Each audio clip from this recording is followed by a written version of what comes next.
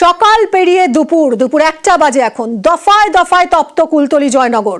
কেন সেটা পরে বলছি, আগে এই ছবিটা দেখুন। অগ্নিগর্ভ পরিস্থিতি যাকে বলে, দেখুন ছবিটা।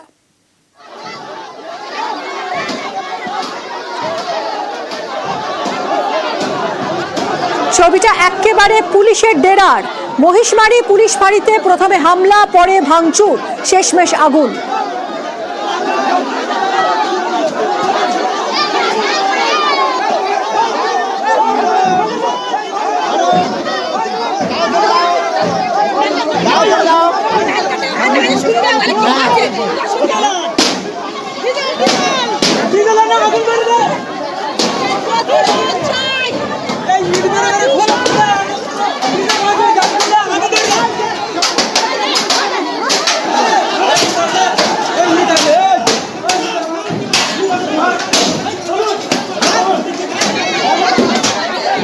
কালকের কেউ নেয় না বলে এই অবস্থা হচ্ছে।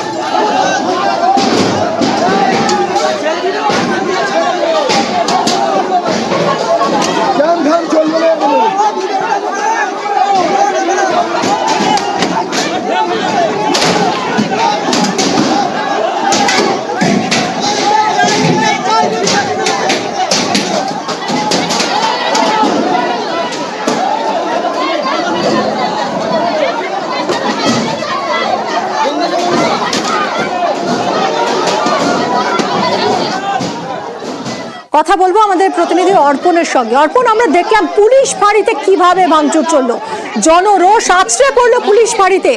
প্রচুর গ্রামের মানুষ তারা এসে লাঠি নিয়ে কিভাবে ভাঙচুর চালালো। এরপর এই ঘটনায় কেউ কি গ্রেফতার হয়েছে এখনো পর্যন্ত?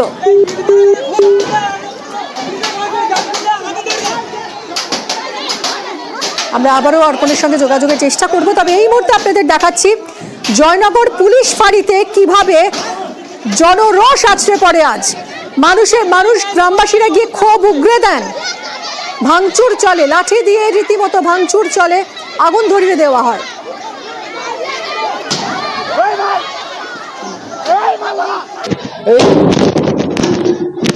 বিস্ফোরণের আওয়াজ শুনতে পেলে যে পুলিশের ঘিরে বিক্ষোভ দেখাচ্ছেন। এই পুলিশকে কিছুক্ষণ আগে পর্যন্ত অগ্নিসংযোগ, ভাঙচুর, পুলিশের সঙ্গে চলে দফায় দফায় বচসা। তুমি ছবি দেখতে পাবে যে পুলিশের সামনে এবং তারপর বসে পড়ে অবস্থান বিক্ষোভ। অর্পণ, আমাদের প্রতিনিধির সঙ্গে কথা বলবো। অর্পণ, আমরা দেখতে পাচ্ছি জয়নগর পুলিশ ফাঁড়িতে কিভাবে ভাঙচুর চালিয়েছে আজ গ্রামের মানুষ। তারপর কি হলো, মানে কতজন গ্রেফতার হয়েছে এই ঘটনায়, কেউ কি আদৌ আটক হয়েছে? দেখো, এই ঘটনায় পুলিশ এখনো পর্যন্ত সক্রিয় কোনো ভূমিকা পালন করেনি। এখানে দফায় দফায় গ্রামের মানুষজনকে আশ্বস্ত করা যে পুলিশ কাজ করেছে। অর্থাৎ গ্রামের মানুষ যেটা বারে বারে অভিযোগ করছে যে গতকাল এই নাবালিকার ছাত্রী যখন নিখোঁজ হয়ে যান তখন পুলিশ ফাঁড়িতে গিয়ে তারা অভিযোগ জানিয়েছিলেন, কিন্তু পুলিশ ফাঁড়ি কোনো রকম তাদের কোনো সাহায্য করেনি, গড়িমসি করেছে এবং সেখানে তাদেরকে কুলতলি থানায় যাওয়ার জন্য জানানো হয়েছে। তারা জয়নগর থানাতে গিয়ে অভিযোগ করেছে এবং এই যে টানাপোড়েনের মাঝে বেশ কিছুক্ষণ সময় কেটে যায় এবং যতক্ষণে পুলিশ তদন্ত শুরু করে ততক্ষণে কিন্তু ছাত্রীর মৃত্যু হয় এবং এক ব্যক্তিকে ইতিমধ্যে গ্রেপ্তার করেছে। সেই ব্যক্তিকে গ্রেপ্তার করার পর তাকে জেরা করার পরেই এই ছাত্রীর নিথর দেহ উদ্ধার হয়।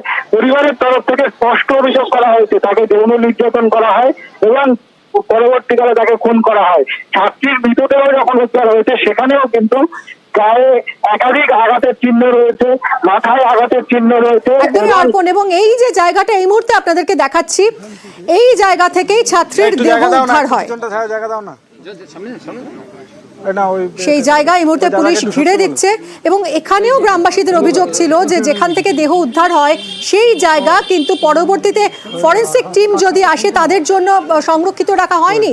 এই ক্রাইম সিন ঘিরে দেয়নি আগে পুলিশ, পরে এই ক্রাইম সিন ঘিরে দেওয়ার কাজ চলছে। কার্তিককে ফোন করে একবার দিয়েছে তো, ঠিক আছে।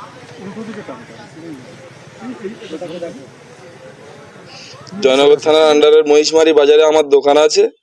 দোকানের 100 মিটার দূরে আমার হচ্ছে গিয়ে বাচ্চা টিউশনি পড়ে আর কি। পড়ে 5টার সময় এসে বলছে বাবা আমি বাড়ি যাবো। ওদের রোজ যেরকম প্রতিদিন যায়, আমি ঠিক আছে মা তুমি যাও। শুনছি ঘরে গিয়ে শুনছি যে বাড়িতে মেয়ে আসেনি, তারপরে এই অবস্থা। আমাদের অভিযোগ দোষীর কঠোরতা যেন ফাঁসি হয়। ক্যাম্প পেতে রিপোর্ট নেয়নি, হাটের উপরে সিসিটিভি আছে, একটা সিসিটিভি নূর মহিম ডাক্তারখানা পর্যন্ত দেখেছে, সে হেঁটে হেঁটে আসছে। এইখানে প্রধানের বাড়ির ধারে যে সিসিটিভি আছে, ওই সিসিটিভিটা দেখতে গিয়েছিল, ওরা দেখায়নি। ওরা বলেছে আমাদের কারেন্ট চলে গেলে উড়ে যায়, কারেন্ট চলে গেলে উড়ে যায়, ঠিক আছে, কিন্তু কারেন্ট যাওয়ার আগে পর্যন্ত সেই সিসিটিভিটা দেখাতে পারতো তো আমাদের। আরে কি করেছে না করেছে আমিও জানি না। খুব শান্ত বাচ্চা, পড়াশোনায় কত ভালো, নরপিচাসগুলো এইভাবে বাচ্চাটাকে শেষ করে দিল। ওই নরপিচাসের যেন শাস্তি হয় স্যার, ওই নরপিচাসের যেন শাস্তি হয়। সন্তানহারা বাবা মায়ের হাহাকার, নাবালিকার রহস্য মৃত্যু, তারপরই তোলপাড় হয়ে ওঠে কুলতলি। সন্ধে টিউশন থেকে ফেরার পথে নিখোঁজ হয় ছাত্রী। সন্দেহভাজনকে গ্রেফতারির পরে কাকভোরে বাড়ির কাছেই জলাজমি থেকে উদ্ধার হয় তার দেহ। শরীরে একাধিক আঘাতের চিহ্ন পাওয়া যায়। 4র্থ শ্রেণীর এই ছাত্রীকে যৌন নির্যাতন করে খুন করা হয়েছে বলে অভিযোগ করে পরিবার। তারপরেই উত্তেজিত জনতার পুলিশের সঙ্গে ঝামেলা, দফায় দফায় বচসা, থানায় ভাঙচুর, অগ্নিসংযোগ থানায়।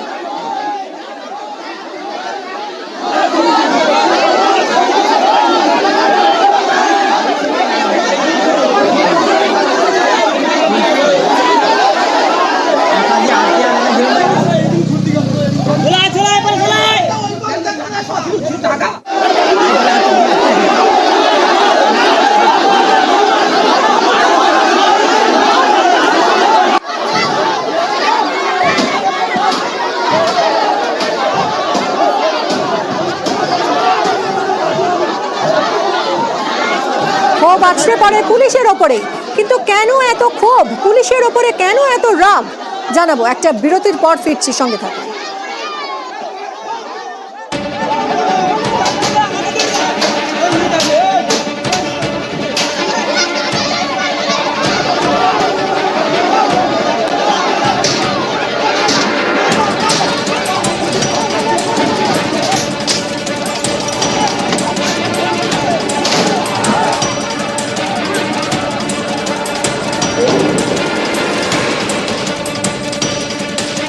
একের পর একের নারী ধর্ষণ হয়ে যাচ্ছে, নারীদের সুরক্ষা কোথায়?